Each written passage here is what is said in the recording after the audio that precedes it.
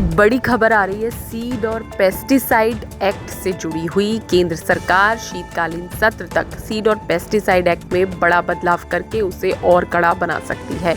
इससे किसानों को 2M दर्जे का सीड और नकली पेस्टिसाइड से राहत मिलेगी। विकसित कृषि संकल्प अभियान के दौरान जगह जगह किसानों की ओर से मिली शिकायत के बाद ये फैसला लिया गया है।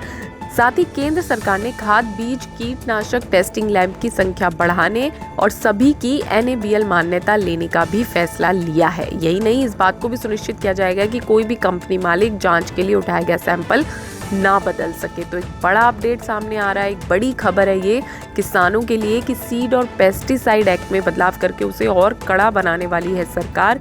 शीतकालीन सत्र तक ये फैसला ले लिया जाएगा ताकि किसानों को 2M दर्जे का सीड और नकली पेस्टिसाइड ना मिले। किसान तक से बातचीत में केंद्रीय कृषि सचिव देवेश चतुर्वेदी ने अपडेट दिया है। उन्होंने बताया कि अब सीड ट्रेसेबिलिटी सुनिश्चित होगी ताकि किसान को पता चले कि सीड कहां से होते होते उसके पास पहुंचा है। इसके लिए बार कोडिंग अनिवार्य होगी और अभी तक बीज के पैकेट पर बार कोड नहीं लगता।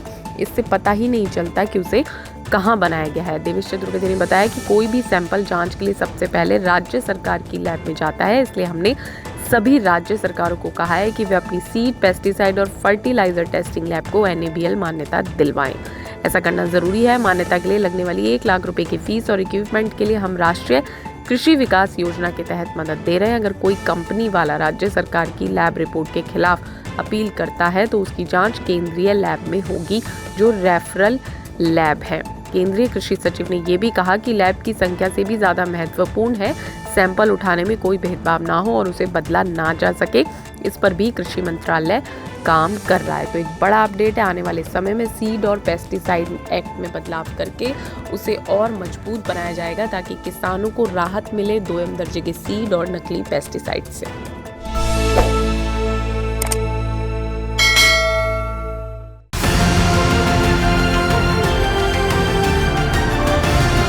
किसान तक, किसान तक, किसान तक, किसान तक, किसान तक, किसान तक, किसान तक। खाना है तो उगाना है, खाना है तो उगाना है, किसान तक, खाना है तो उगाना है। किसान तक, खाना है तो उगाना है।